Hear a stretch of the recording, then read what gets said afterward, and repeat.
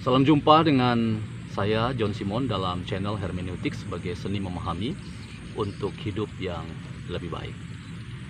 Sahabat yang budiman, salah satu tantangan besar dalam rangka kita menata hidup bersama di ruang publik adalah percakapan di seputar disiplin dalam rangka hidup bersama yang tentu berhadapan dengan aneka tantangan dan kompleksitas masalah yang tidak mudah, dan karena itu membutuhkan sebuah telaah secara kritis, dan tujuannya tidak lain dan tidak bukan adalah untuk memastikan bahwa hidup bersama di ruang publik itu betul-betul memang hidup yang didasarkan pada semangat kebersamaan yang tujuannya ingin memastikan bahwa ruang publik itu menjadi ruang publik yang nyaman ditinggali, aman ditempati, dan di tengah isu meningkatnya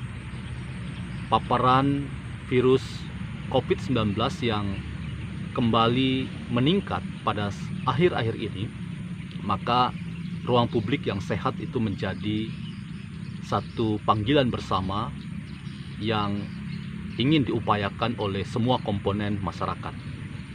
Teman-teman yang budiman, bagaimana mendisiplinkan masyarakat? Bagaimana mendisiplinkan hidup bersama di ruang publik? Itulah tantangan terbesar kita. Nah, dalam rangka kita mendekati problem masyarakat di tengah-tengah meningkatnya paparan COVID-19 yang menjadi momok yang menakutkan dengan korban yang sudah demikian banyak, tentu membutuhkan sebuah istilah yang dalam percakapan hermeneutik disebut dengan self-understanding atau self-consciousness.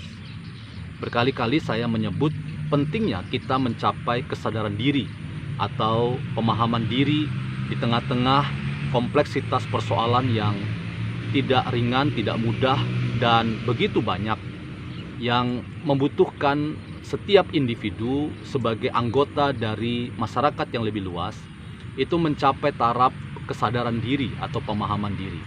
Karena tanpa sebuah sikap hidup yang ingin menempatkan bahwa hidup bersama di ruang publik itu membutuhkan masing-masing individu yang ada di dalamnya pencapaian tentang bagaimana ruang publik itu dipastikan ruang publik yang aman dan nyaman. Tidak bisa tidak, para sahabat, masing-masing kita harus memeriksa diri. Masing-masing kita harus mengalami analisis personal, bahkan dalam istilah teologi disebut pertobatan. Pertobatan bersama yang pertama-tama dibangun oleh kesadaran, pertobatan individu-individu untuk menempatkan bahwa hidup bersama ini begitu berharga, dan karena itu kita saling menjaga hidup yang begitu berharga ini dan memastikan ruang publik ini aman, nyaman, dan sehat.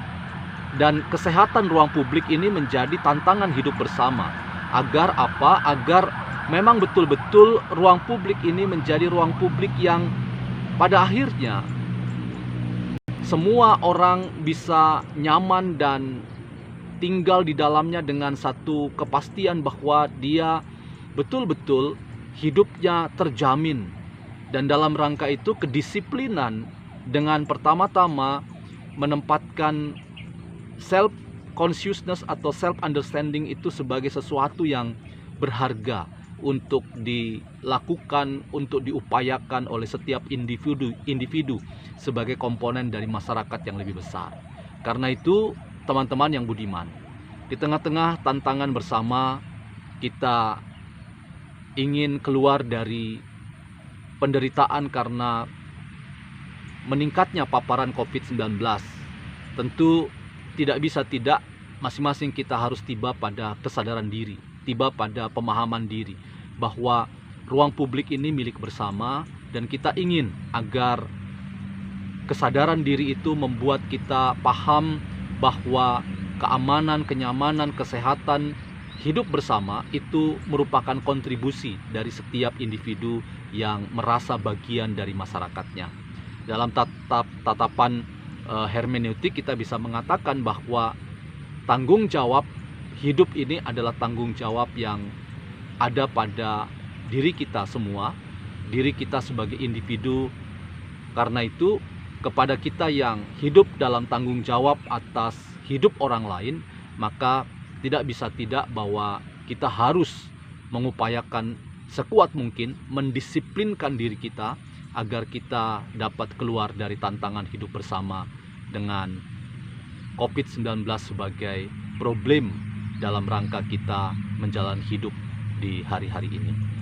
Demikian catatan saya terkait dengan bagaimana mendisiplinkan hidup di tengah-tengah tantangan, kompleksitas, dan persoalan di hari ini, peningkatan paparan COVID-19, dan kita belum tahu sampai kapan kita akan selesai dengan tantangan hidup bersama ini.